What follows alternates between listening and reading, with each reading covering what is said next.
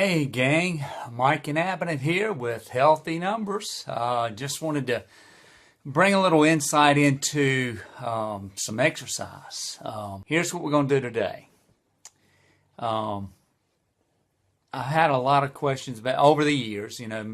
Those of you that have trained with me know that I've always been a proponent of high intensity interval training. For the 30 some years I've been involved in fitness and health, the number one obstacle for most people in being consistent in their workout program is their time. It's just, nothing's changed in 30 years. It's still the biggest challenge people have with being consistent and then maximizing their workout time. So I remember way back when I first started, I was training a marathon runner.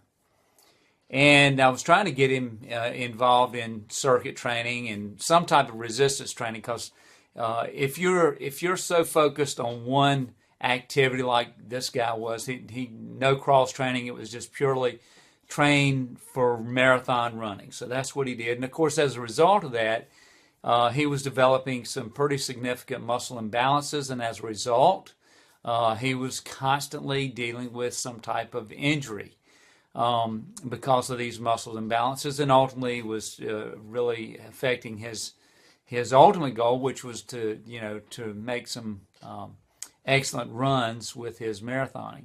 And so I challenged him one day to go through a workout, and he started telling me. I told him basically we were going to train for 30 minutes and then that would be it. And of course his thing was, he's used to training for hours. And I was just going to say, hey, here's how you can incorporate some resistance training without taking away from your ultimate goal, which is your marathon running and that training. But he kept saying there's just no way that you can get a real workout in 30 minutes. And so I said, well, I'll challenge you then. I said, I'll carry you through a workout. And at the end of that 30 minutes, if you can honestly tell me that you didn't get a great workout, one of your best workouts ever, I said, I'll give you a free year membership. And of course, he was up for the challenge. And about, I'd say 10, 12 minutes into the workout, he got lightheaded and we had to put him on the floor, lay him down, let some blood flow get back to his head. But it was just not that the workout was that difficult or that challenging. It was just the fact that his system was so warped, one-sided, to doing nothing but running. And all of a sudden, I was challenging through these compound muscle movements that just sent him over the top. And of course, he ended up coming back and becoming a member and going through a consistent 2 to 3 days a week of a 30-minute high-intensity interval training program. And I've used this philosophy for the 30 years I've been in the industry, and it stemmed from a study done in the Army years and years ago that showed the effectiveness of this. And any of you have been in military know the effectiveness of boot camp. And so I took this study and basically made it the key to my philosophy. So the point of this little snippet here is that if you're really challenged with time and you want to get the absolute most out of your workout, then you're going to have to combine muscle groups in each exercise. And I'll explain that those of you that have any kind of experience with exercise, you know that if you're just doing a standing bicep curl, okay, you're basically, the primary muscle mover is, of course, the bicep. And yeah, there's some other little recruitment going on with some muscles, but not a lot of energy being expended doing that bicep curl. So what I always did with my clients, and of course, your trainer should guide you in this based on any problems you may have, any injuries or limitations you may have. But one of the things, like if I was going to do a bicep curl, why just do a bicep curl? Why not do a kickback lunge and a bicep curl together? And the result of that, of course, is yes, you're still working the biceps, but now you've incorporated a tremendous amount of muscle, especially the larger muscles of the legs and buttocks, in order to complete and do that movement effectively. So as a result, what's happening? Well, of course, you're working the bicep, but you're also engaging the core, because you've got to stabilize your core in order to move. You've got a dynamic compound muscle movement. So you're going to engage the core, so you're going to increase core stability, tightening those abs, strengthening that lower back. And at the same time, now you're engaging the calves, the lower leg, you're engaging the hamstrings, the quadriceps, the gluteus. So you're getting all of these larger muscle groups engaged at the same time in that one movement. Now, in the same amount of time that you did that bicep curl, where you had minimal calorie expenditure and minimal muscle recruitment, in the same amount of time that you did that exercise, you have now incorporated the majority of the muscles of the body in that one movement in the same amount of time. So guess what you're doing? You are going to maximize the time that you have allotted to train. Now, and one of the things that I realized early on in my career as a trainer is that a large percentage of the people that I worked with were not doing exercise because they loved to sweat or they loved to work out hard. And hey, Scott and Elizabeth, welcome. Glad you joined me. Here's one of the things I've always done, and Scott can relate to this especially.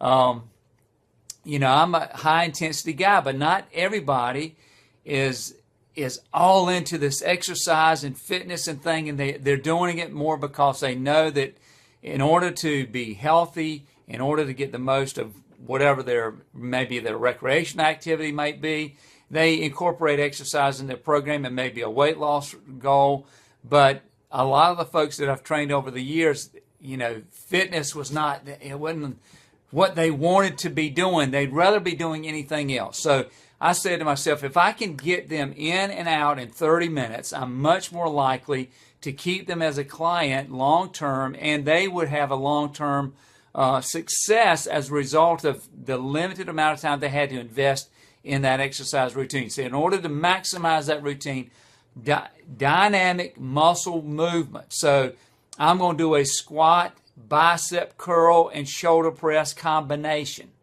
All right, trifecta. I'm going to squat, curl, press.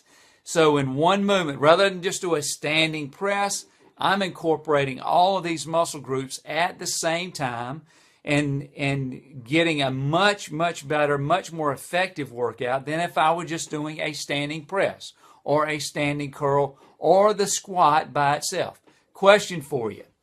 If you were going to pick one exercise to get a flat stomach, okay, you're going to flatten out those abs, get a six-pack maybe, what exercise would you choose? Would it be sit-ups? Would it be crunches? Or would it be squats? And the correct answer is squats. Yes, right, that's right. Because why? Why would squats be a better exercise for flattening the abs than doing a bunch of sit-ups or crunches? Because when you do squats, you are burning a lot more calories. And as a result of that, you burn those calories if you're controlling your intake of food, your intake of calories, and you've got the right balance. You incorporate those compound muscle movements, especially the larger muscle groups, and you're going to get a much better effect and a much better result in less time. And that's what the topic is here: how to make the most out of your workout, how to get the most out of your workout in the least amount of time. So again, what are you going to do? You're going to have a dynamic movement, Okay, dynamic, you're moving, and I'm going to do instead of doing just a bicep curl, what am I going to do? I'm going to do a kickback lunge and bicep curl. Instead of just doing a shoulder press, I'm going to do a squat and shoulder press. All right, so again, you're starting to incorporate the larger muscle groups. At the same time, you're incorporating the muscle groups of the upper body, so therefore you're going to get a much better effect. You're going to get better result in less time. And that's what I've always concentrated on when I've trained individuals throughout the years, is getting the most bang for the buck. So in the same amount of time, and a lot of my clients would look around and they say, Mike, why is it that I'm 10 minutes into a routine and I'm already sweating, and I'm looking at all these other people around me and they've been here a long time and they haven't broken a sweat yet? And of course, it depends on what an individual's goal is. But again, the thing that I'm going to do by using these dynamic movements, compound muscle movements, you're going to get so much more muscle recruitment. You're going to burn so much more energy, so many more calories, and therefore you're going to get a greater amount of work done in less time.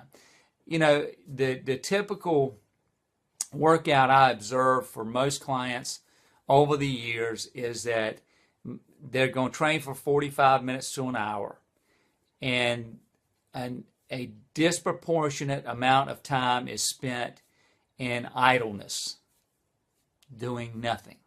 Nothing burns no calories. So I've always incorporated that high intensity interval training concept. Yes, where you get always, I'd follow up a really hard exercise with one that would allow for some recovery. So they moved for the entire 30 minutes, but because I incorporated an alternating high intensity movement with a little bit lower intensity movement as a recovery, that allowed us to get ready for the next high intensity move. By doing that, burning more calories, getting a lot more muscle recruitment during the same 30-minute workout than they would do otherwise.